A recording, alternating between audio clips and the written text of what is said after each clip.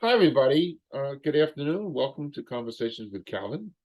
It's early August, which means September is coming. I always remember that song growing up, See You in September. It was a sad song because it meant that summer would be gone and summer's almost gone. But it's funny, you get to be a certain age, it doesn't make a difference. August is the same as December, is the same as March. It's all one big thing. But a very important interview today, I've been excited about this with Guylaine Beauchemin, and I always like to read the title uh, of the interview. Guylaine Beauchemin, entrepreneur, nomad, Native women community, dream makers, crowdfunding consultant, producer, and broadcaster for entrepreneurs. This is coming live from Montreal, Canada. And there's so many aspects of how we got together, the networking aspect, which we were just talking about before we went on the air. But Guylaine's life, so interesting. So many aspects and parts of her life that I'm so fascinated by. I want to introduce her formally, uh, and uh, and you all should listen intently because it's been quite a journey she's had. So this little monologue is done. I'm thrilled to introduce you, Guylaine, and maybe start with a little bit of a bio. And while you're doing your bio, we can ask a couple of other aspects uh, because your life is so fascinating and rewarding in the work you've done and the work you do. So take it away. And bonjour and welcome. Well, thank you so much, Kelvin, to invite me in your podcast. Well, I'm Guylaine Beauchemin. I'm from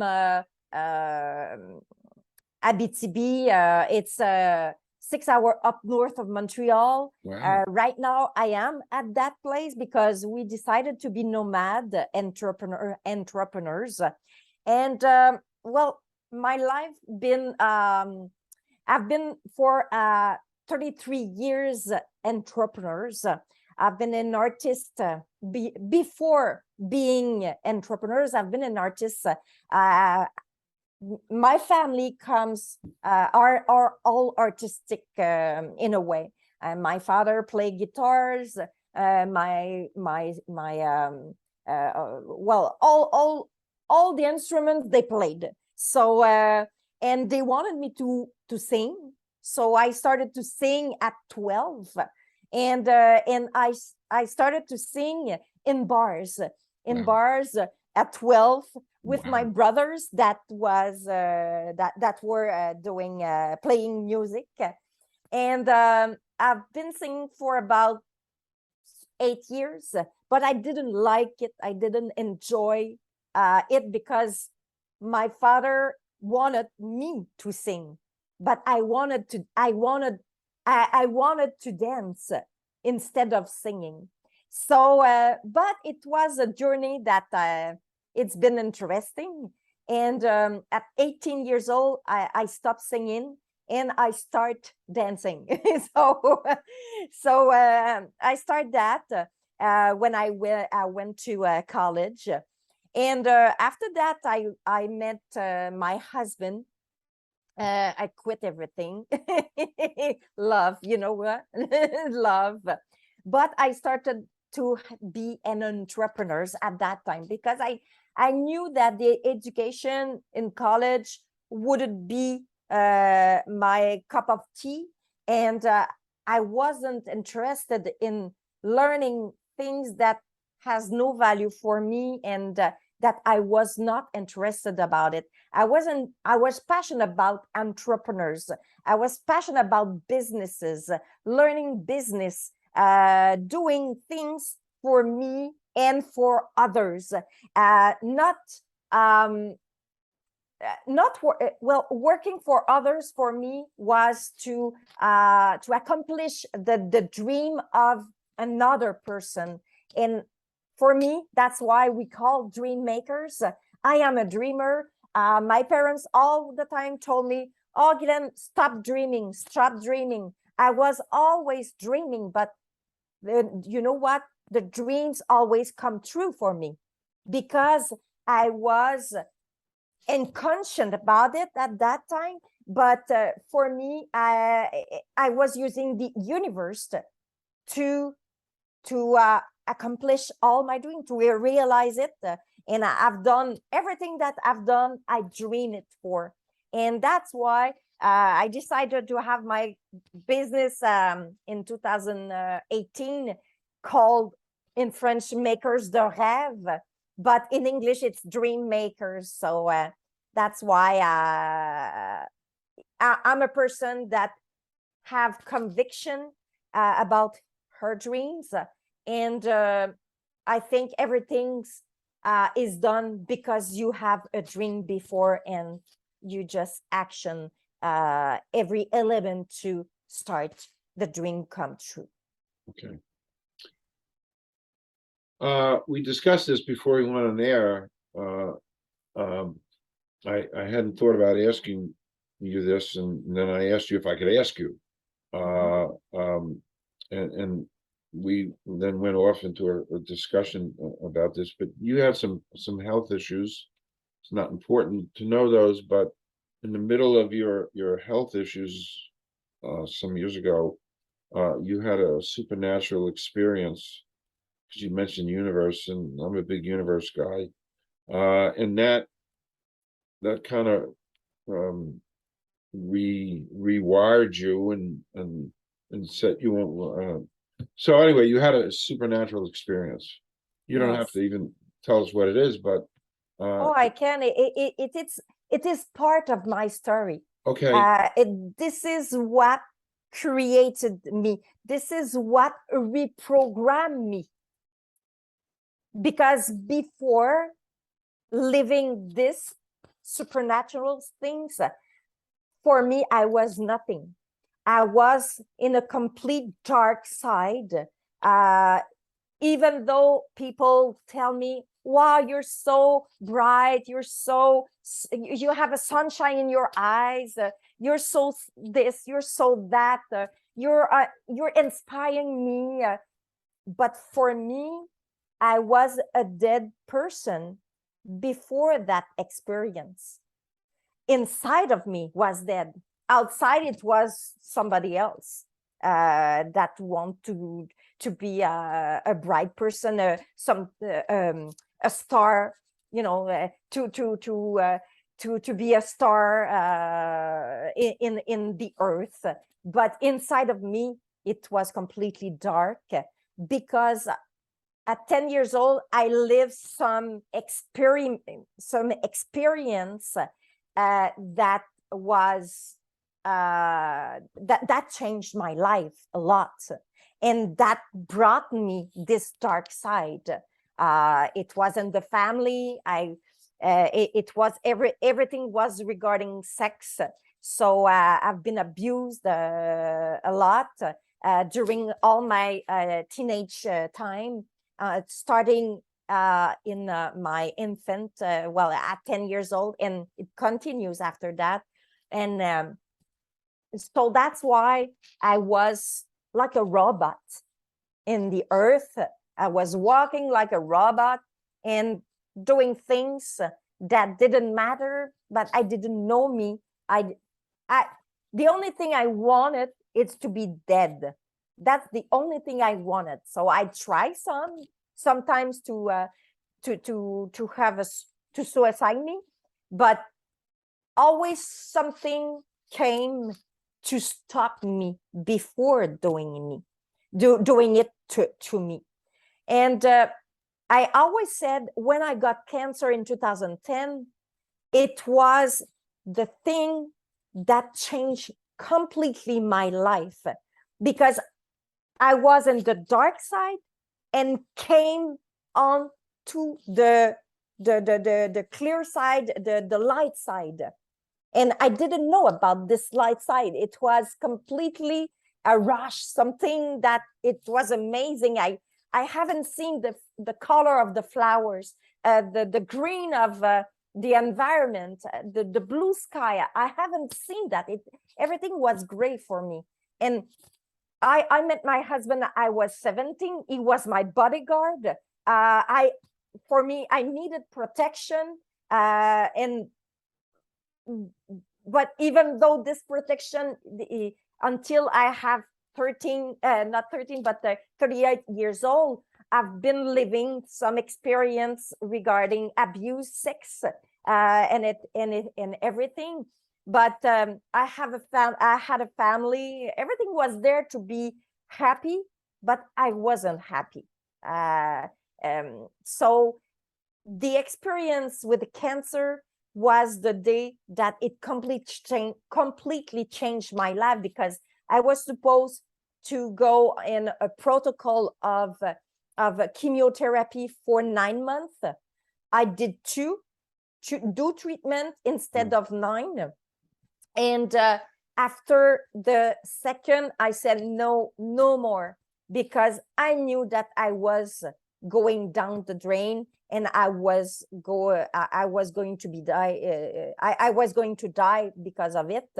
And it was so hurtful. It was really not a good experience at that time. Everything changed in my side. So I decided to go in a safe place. So I started to visualize, to meditate, I was an artist before. I was singing, I was dancing. So I decided to start painting, to start drawing, to start doing things with my hand, and to put all my emotions in these kind of artistic work. Wow. To put all the pain that I lived inside of that. Wow. And to understand it.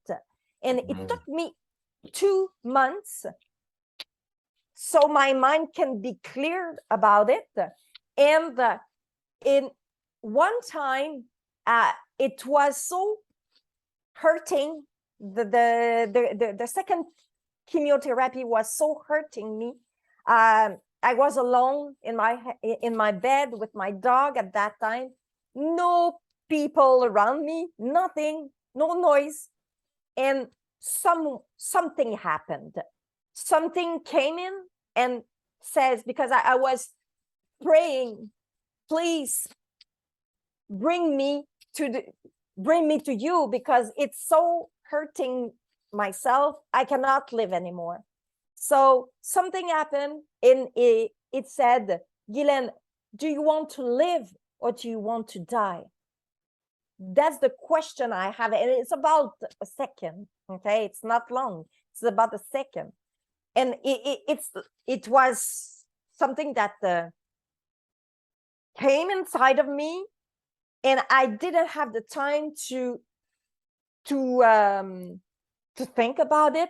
And I say, okay, I want to live, but I want to try to live. That's a big word. I want to try to live. Sorry, my dog is starting to bark. I want to start to live. But for me, it was only a word, trying. And when you say trying, it's just a try. You're not sincere with what you're saying. So at that time, I was completely ill. And my oncologist at that time say, I stopped the chemotherapy. I was, I was in bed all the time in bed. And the day after that, I was running, I was playing, everything was bright, sunshine was there, everything. So it was completely ill. So, and I wasn't in remission. It was a complete heal. I was the second miracle for my oncologist. That was he said. So So it was amazing. It was an amazing things that happened to me. And at that time, I knew that there was something stronger than me and stronger than anybody, and it wasn't on the earth. So so at that time I started to be educated in that kind of world. So it was an amazing journey, and I started to help others with my experience, to help them in their experience. I was like a mentor, and I've been that for 2 years to help other people. And a day they told me, okay, you have to stop. It's not your mission. It's not your mission to help people in that way. So I said, okay, it was the last client. I said my husband, okay, today it was the last client. The universe told me that it was done. So my husband is that, no, you cannot do that for people. They need your help. I said, no, they don't need my help. They need guidance. And that's it for me. I cannot guide them anymore. I have another path. I don't know what it is, but I have another path. So at that time, I created a web TV show, with different show. I started to become a producer for entrepreneurs and a broadcaster, but all in the spiritual way, personal development, help entrepreneurs to reprogram their mindset, to help them to see that they're not alone in their journey as an entrepreneur. So I've done that. And after that, 3 years after that, I needed money. I needed money to be a producer, because it's when you run a web TV, it costs money. So I needed money. So my cameraman at that time told me, Guylaine, you should go to crowdfunding. So I said, what is this? So it was in 2016. So I started to get my information regarding it, and I did my first crowdfunding. I succeeded in it, but I've been fraud in it, because the provider of the platform at that time, it was a European platform, and the provider kept all my money, but the money of others too. So, but when you are an entrepreneur, it's part of the risk. So you risk again. So I tried, they didn't try. I did another crowdfunding campaign that I succeed, and that I got all my money, and I decided to create my academy, the Academy in Crowdfunding, to help entrepreneurs to do a crowdfunding and to have a certain protection, so I can educate them regarding crowdfunding platform, regarding everything, regarding laws, regarding legislation, regarding everything, and how you can prepare a crowdfunding to succeed a campaign. So that was my journey. So that was the help I have to do. And it came like 3 years after that, my decision. I identify so much with what you've been saying. I've had that healing experience myself. Not important, but it helped to put me on a direction, and to give back. And what I do now is I meet and interview people all over the world. It's a form of giving back, but it was a kind of a direction from up there. Exactly. So I want to just quickly say how you and I met. Yeah. And the message here for people listening, especially young people, is networking. networking. It's a wonderful thing. It's a gift. We have the tools, but I was working here in Jersey with Samantha Waldron, who introduced me to Mark Andre from Synertium, who does a lot of climate change, environmental stuff, which of course you do with Mark. Yeah. And then boom, boom, boom, we're put together, and then we zoomed, I guess, a week or two ago, and we found our commonalities, the universe and spiritual, and even right down to the bare essentials that we don't eat red meat, Exactly. which has changed my life around. I haven't done it in 40 years. But anyway, I had to say that. So you do some work with the International Society of Female Professionals. When it's a network, it's a Network. networking place where I network with women. So it's like the same thing that happened with you and Marc Andre. It's the same thing. I meet with women around the world. I'm always, I love to be around by any kind of culture. So this is me, and this is me from when I was in secondary school.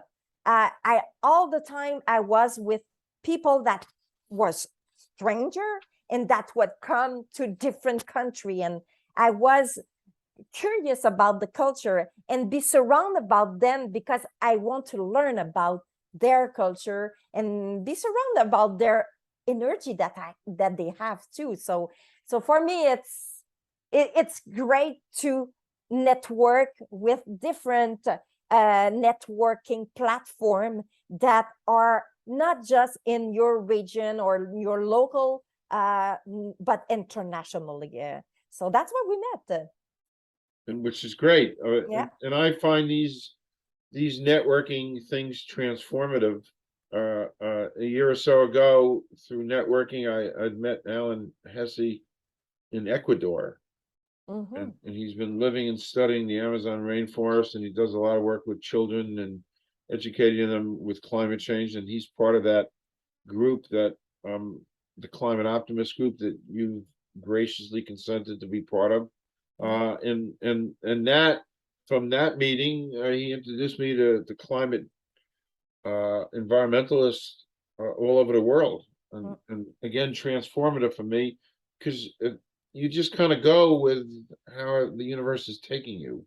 Yeah. And it's great. I did want to make sure that people know, I'm gonna publish this. Your crowdfunding platform is dreammakerscrowdfunding.com. Yes. And I don't know a lot about crowdfunding, but the work that you're doing because of your experience in helping people is great stuff. Needed, so needed, and that's a great aspect of your life. Can we talk a little bit about Synertium, Yes. and the work you do and the work they do? Yeah. I think they're so far ahead of the game because they're taking into account climate and environment in projects that are beginning. So talk about Synertium. Yeah. It's, like you said, networking. Even though it's not a networking platform, LinkedIn is a place that you find a lot of interesting people. And Marc Andre was in my LinkedIn connection, and he reached out. It's been a year and a half, and he said, I would like to be a partner with you because he examined what I did, what I do, and everything. So I said, okay, so what are you? Who you are, and what do you do, and everything. So we start to have a chat like we did, and we saw that we have many things in common.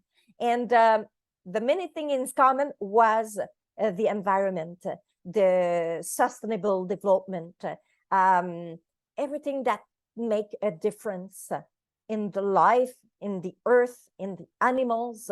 So we are a person that is responsible of their action. And we still are similar to these values. So I said, okay, that's really great, because the platform we are created at that time, because we were an academy at that time, we didn't have the platform.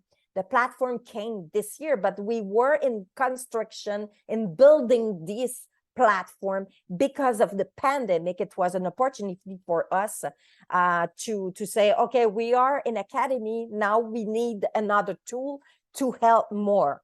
So and when he came, he's a project manager. So and he started working with me. I said, what is a project manager? What do you do? I don't know what it is. A project manager is too large as a word. So he started to work in my business with me, with my business, with the platform, and we created together everything that all the categories that are in the platform. Well, it's because of the help of Marc-Andre, because Marc-Andre focus a lot in the climate, the environment, and everything. And he is really he's a person that has a lot of education. I don't have this education. And I'm an entrepreneur by passion. I didn't study to be an entrepreneur. I started in 19 years old, so I went to college, but I didn't finish college. So for me, I was an entrepreneur, and there was nothing for me at school. So sorry about that. It's fine. This is an informal interview. It's fine. Stacy. It's fine. Okay. So It's fine. can you take a sec? Stacy. Okay. Hey, I got my dog out there. It's perfectly fine.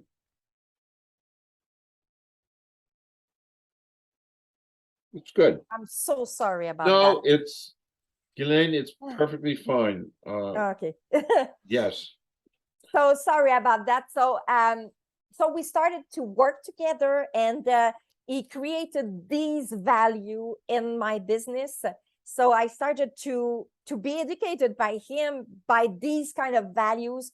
For me, I come from a farmer, so I know regarding biology. I am a vegan person. For me, it was in my values. So, but how you put all these categories of things in your business? So Marc-Andre helped us a lot to create all that kind of synergy. That's why he calling synergium. It's all about synergy.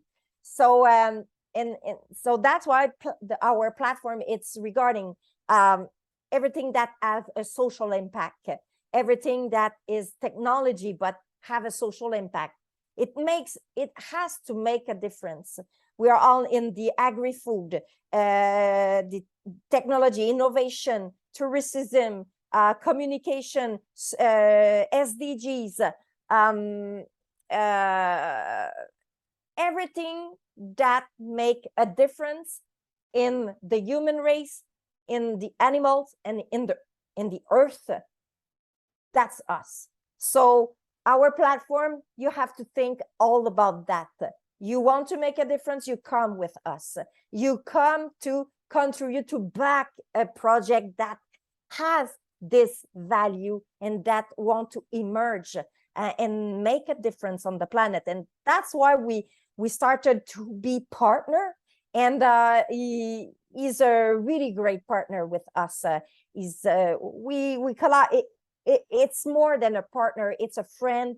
There's a synergy there that is really to share, to collaborate, to help. He's got a heart at the place that he has to be. So that's why we are with him. You said something very profound.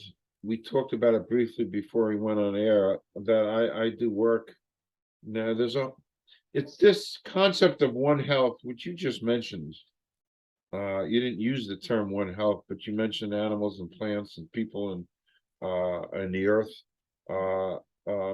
New Jersey was the first state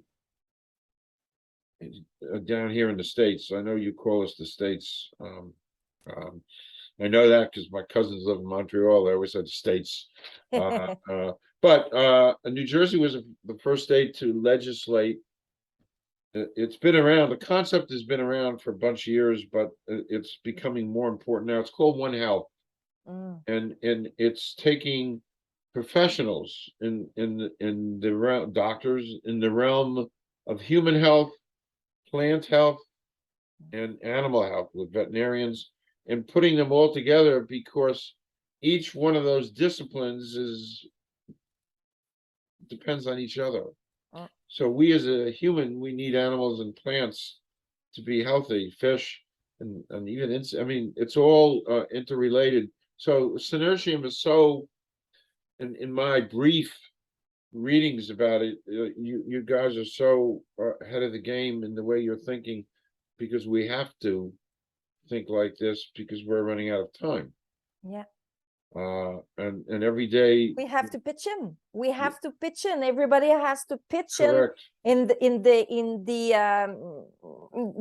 way we live right now. So we have to take all our own responsibility regarding the climate, regarding what is going on the planet, and it starts by us. And we have to plant a seed, and after that, there's another seed that will grow. And if everybody is starting to pitch in the same vision to help, then we'll get done. Exactly. Yeah. And we become, as nomad, we become more conscious about the climate than before. Because when you live in a house or an apartment or a condo everywhere, there you maybe you are aware of everything, but when you take water, you take a bath, you take a shower, you wash your dishes, you wash your clothes, it takes a lot of water to do those kind of things. And when you are a nomad, you're thinking about how many waters you're gonna take, because you don't have water. You have to go. We are a boondockers, so we don't live in a camping places. We live in a prairie. We live in the wood. We live we live everywhere that there's nothing. No electricity, nothing. Wow. So no water. So to have fresh water, we have to drive kilometers to get waters and put it in the trailer. So it's there. You are aware of how much water you take for all those things. And it's when you see that consciously, because you can calculate it, it's easy to calculate it because you have a ton, all your bins of water, so you know how many waters there's inside of it. So it's at that time you start to be more responsible of how much water you use for your laundry, for washing dishes, for everything. So you calculate everything because you don't have the time to go and drive kilometers or miles for you to get waters. So you have to centralize everything, and it's the same thing for the batteries. Batteries have longer, so everything is conscious, right?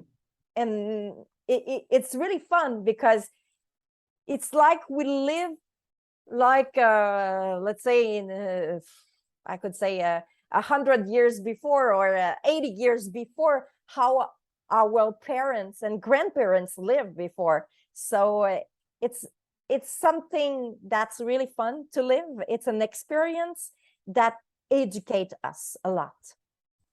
We're going to talk about nomads in 1 second because that's such an interesting aspect. But I just want to ask you an off-topic question that I always like to ask. And you don't have to answer it. You can. But I here's am an the open book. okay. Well, that's good. I like open books. So am I. Sometimes too open, but that's all right. So here's the question. It's a one-word answer. Excluding family or friends, somebody living or dead you'd like to spend a day with. With me. Yeah, somebody you would like to spend a day with. Living or dead, no family or friends. I mean, Alone, I'm okay. So I can okay, live with me. There's no problem there. okay, I can be surrounding by people, but I enjoy to live with me. I learned how to live with myself. that's great. So that's why if I'm alone, I'm alone, but I'm not alone. We with God, or call it any name you want, Sure, you're not alone. So you're not alone. You're exactly. not alone. And it's a great answer. What you said, we could talk about that for an hour, but we won't. So let's go back on track. Um, you you do amazing work, and we talked about this a lot also with Native. Here we call them Native American, but you call them Native women, and this is such an fascinating aspect to you. The work you do, you teach them how to be entrepreneurs, and you drive in a truck all the way up to northern Canada to work with Native women up there to teach them. It's called NOMAD. So talk about that. That's one amazing commitment that you do. Yeah. Well, like I said, I come from this area, Abitibi, we called, and there's a lot of native community here. And so I decided with my husband, of course, we decided to live this style of life because of the pandemic. The pandemic, when we were living in Montreal, in suburb of Montreal, with the pandemic, it was awful. It was everything was restricted. It was awful. So I got a depression. I went to a depression, major depression at that time, and I couldn't live anymore in the big city. So I said, my husband, I need to change air, and I need to go. I need to be free. And the way I can be free, it's to be a nomad. So it's liberty. It's, you don't have a time to go there. You don't have a time to work. You imagine everything. Your clock is what you decide to do at the time you decide to do. So and to be nomad, there's a lot of people that starting to be nomad because of the pandemic as well. But for us, like I said, we need to make a difference. That's our philosophy, make a difference. And how can we make a difference? The crowdfunding here in Quebec, Canada, people needs to be educated about crowdfunding. But they have TVs, they talk about it, they know about it, but they need more education about it. And for me, it's not for everybody, it's for entrepreneurs. That's my passion. But the native person, the native women, doesn't know about crowdfunding. They don't have this same opportunity that have allochthone. I don't know if we can say that in English. Can we say that? Allochthone? No? Well, white people. Let's say white people. Okay, sure. Let's say Okay. white people. It can be Okay. black people, but let's say the other culture that have this opportunity. These Native women doesn't have this kind of opportunity. And here in Canada, there's a story about Native person that are on the government have the control over the Native person here. So they all children for the Canadian government, and the Canadian government, well, he said it's too hard to change the law and everything regarding this kind of statue. So here, when you go on a community, a Native community, you go to Canada. You don't go to Quebec. You go to Canada. You change you change places. So you are in the country of Canada, but you're not in Quebec. So and this person has some, yes, grant from the government. The government pay for the house, pay welfare for them, but it's not much. They don't have much. And people, the other culture, think that, or they're so, they have everything from the government, but it's not true. When you talk with them, you can see what they survive and you can see what they live and all the restriction that they have from the government. And nobody knows about crowdfunding. They cannot they cannot go to a bank and have a loan to start a business. They don't have it's community are really close. It's closed for the from the outside. So they don't know much about those kind of opportunity that white people can have. So that's why I decided to start to learn about their culture, their communities, and how they live their life in a community. And we decided that it was an opportunity for us to educate them, for them to have the same opportunity that white people or other culture have. It's not, it's not okay that they don't have this opportunity. It's a human race as the same thing as us. They should have the same opportunity, like the African should have the same opportunity as us. So that's why I work with that kind of culture to let them know and sensibilize them that you can have the same opportunity as the other. And we're going to help you to have this kind of opportunity. So that's why we are started to have conference. Wonderful. In this kind of community, but we don't allow men to have that because we have a program for women right now. We don't have a program for men, but men can be around these kind of business opportunities that they would like to do, but the women have to be in front. They have to be the person that is going to be on the spotlight. So we want to emerge these women because these women educate their children. It's not the men, it's the women that educate the children. It's the women that take care of the children. It's the women that have to work and get some food and everything. So man, it's another country, it's another culture, so it's different. So that's why we wanted to give the opportunity for these women to accomplish themselves. That's great. When I talk to them in a conference, it's all about personal development. And after that, we talk about crowdfunding and business. But I think everything is in, it has to be surround personal development.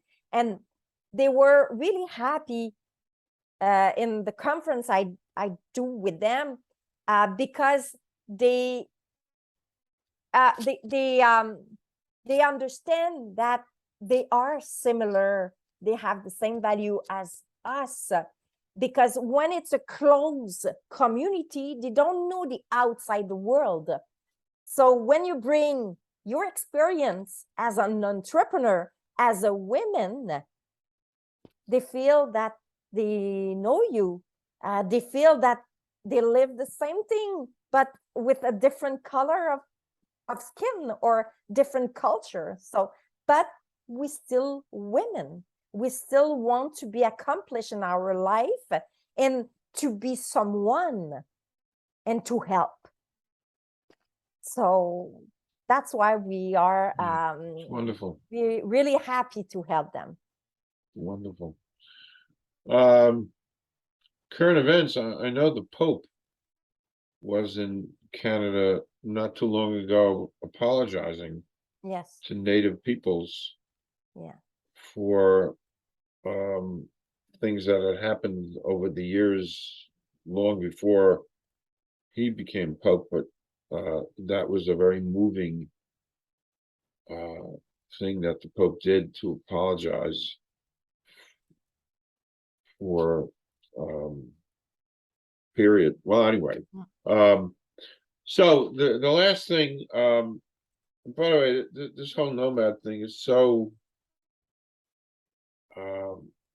amazing what you're doing, and so needed. And I have this awareness of Native American culture for lots of reasons, but I'm aware of that. So it's just great stuff what you're doing, truly. And in a small way, I need to help you get that message out, what you're doing. That's one of the reasons why I'm here, the last question, if you want to talk about your podcast, your web series, some of the things you do, and we kind of wrap it up.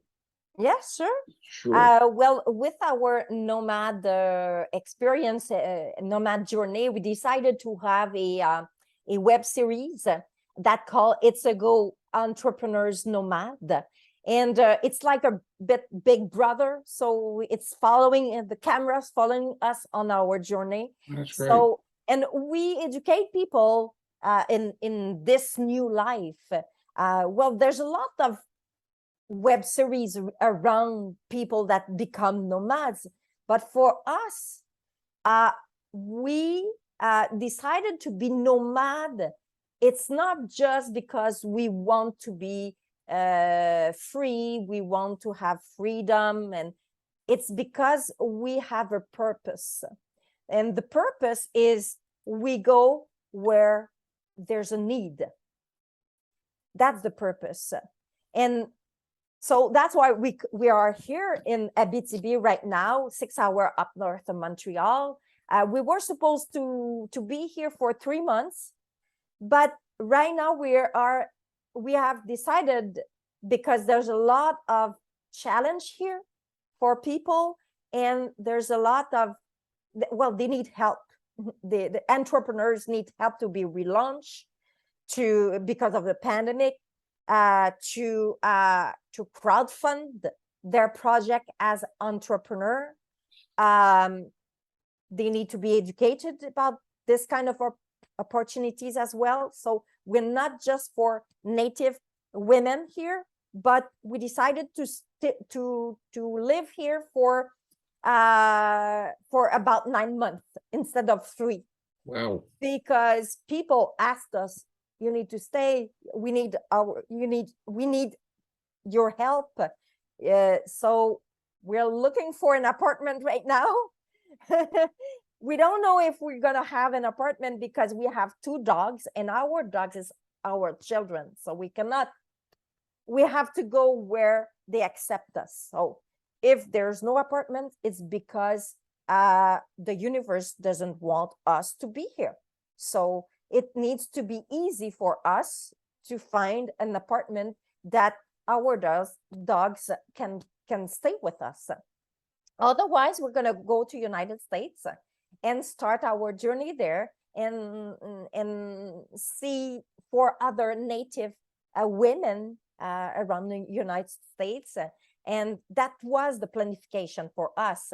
But right now, we don't know, because we decided that living nomad, it's because you go where they need help. That's being nomad. So we are entrepreneurs that help people, that help entrepreneurs. Wow. So we cannot say no, we're living because we want to be in the all the time in the summer or things like that. So we're not, we're a nomad by mission. So that's why we're gonna live longer here to help entrepreneurs, to educate them, and to live our project, pilot project. And next year is gonna be somewhere else, and we don't know where. So it's going to be in the United States or Western Canadian, Eastern Canadian. We don't know. We decided to live our purpose, our mission, and it's the God plan. So that's it. But it's very rural where you are. I mean, you're probably not that far from Hudson's Bay. I don't know the geography, but you're way up there now. Yeah, country. we are 12 hours of Beijing, south, 12 hours south of Beijing. Beijing's up north, 12 hours. But after that, there's no street. There's nothing. It's the ocean, the Atlantic Ocean, and there's nothing there. So but after that, there's Russia. So there's our we are right now. And but it's fun. It's fun because there's a purpose. There's a purpose that is grabbing us and that exciting us, and people needs our help. So it's fun. You are, so you know, you accomplish something.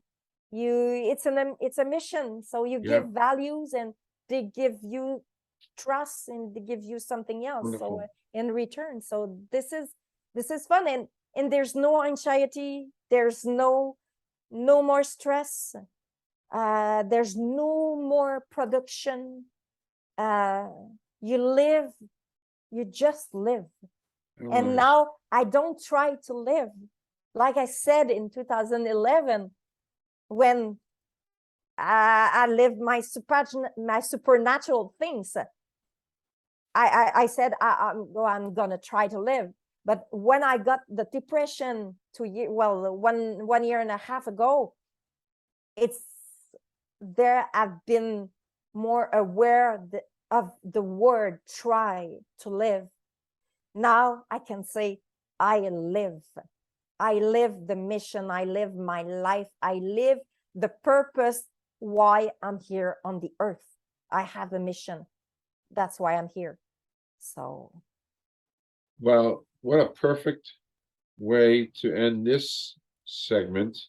And I'm officially inviting you back whenever and how often you want to come back and talk about your journey, talk about your experiences, because this is so critical. And I'm grateful to the universe for having brought us together, because I so identify with your work. And I admire you so much for that commitment, because that's what we need as a species, people like you and your husband, who giving of yourself. I'm so aware of that, and I commune every day with my spirits, trying to make sure they keep me doing the stuff I'm doing, the giving, the exploring, the being grateful and all of this. It's about giving back. It's about the planet, about people, and you exemplify that. And I marvel listening to your spirit and what you're doing. So, Guylaine, please come back. Thank you. And I know we're gonna talk down the road a little bit about other ideas you have. I'm always here. I sit in this chair 14 hours a day, 7 days a week. So I'm always here for you. And again, I thank you so much for being here. Well, I thank you too, because of giving me the opportunity to send Yeah. to talk about this message, because I Yes. think it's really important to be to have this awareness and to be conscious about what it's going on the planet.